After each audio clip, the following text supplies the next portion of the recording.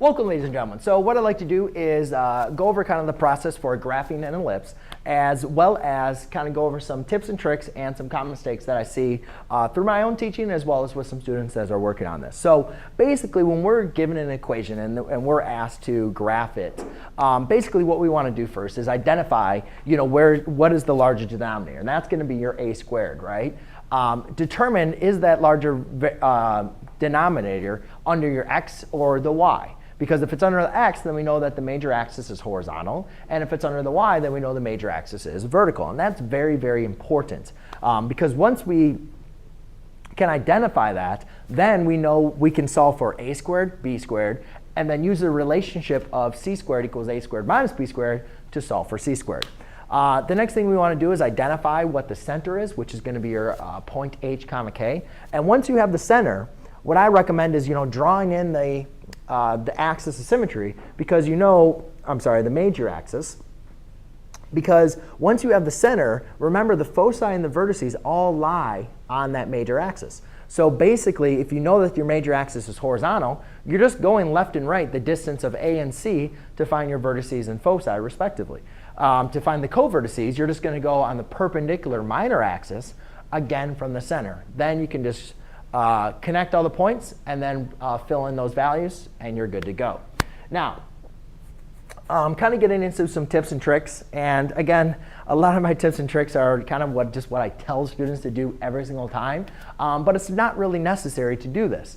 And so again, I think the most important thing is to identify what type of ellipse are you dealing with. Are you dealing with one where the major axis is horizontal or vertical? Because again, your center, your vertices, and your foci all lie on that major axis. So once you know, or we're going left or right or up or down, it's very, very important from the center. Once you identify that, then once you're finding all the values that you need to, you can easily determine if you're going left or right or up or down. The next thing is to label the points. Mr. Holloway, please call extension 1009. Mr. Holloway, 1009. The next thing is to label the points. I can't even imagine how many students, especially when they're trying to write in what the points are, they kind of forget, oh, what was this point representing again? So I use little letters like V for vertices, CV for co-vertices, C for center, F for foci. You don't have to write in the whole thing, but give you something so you can kind of visualize exactly where everything's at. And I didn't write it in there, but also write in where the axis of symmetry. If the axis of symmetry, if you know where the center is and you have a horizontal axis of symmetry, draw in that little dashed line. You can erase it later as long as you're using pencil, but write it in there so then you're just going to follow along that axis of symmetry for the foci and the vertices. So let's go through some common mistakes. And again, this kind of goes back to the reason why I tell everybody to determine this first. Students will usually mix up the equation or where the axis is. They say, oh, if it's a horizontal axis, they'll do the vertices going up and down. All right.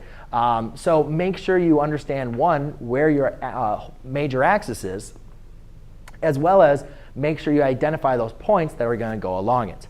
The last thing is a lot of students just forget, especially once we get into hyperbolas. They kind of confuse the relationships between A, B, and C.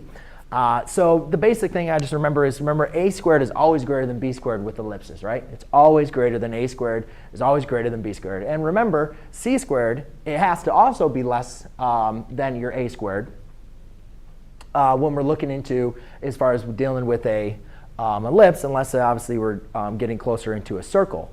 So when we're looking, going through all this, what I would basically always look at is just, think of kind of similar to the Pythagorean theorem, but just always a squared minus b squared, a squared minus b squared. It's one of those things you're just going to have to remember as you're going through it. But basically, ladies and gentlemen, that is your summary. I hope you enjoyed the course, and I look forward to helping you along on the next one.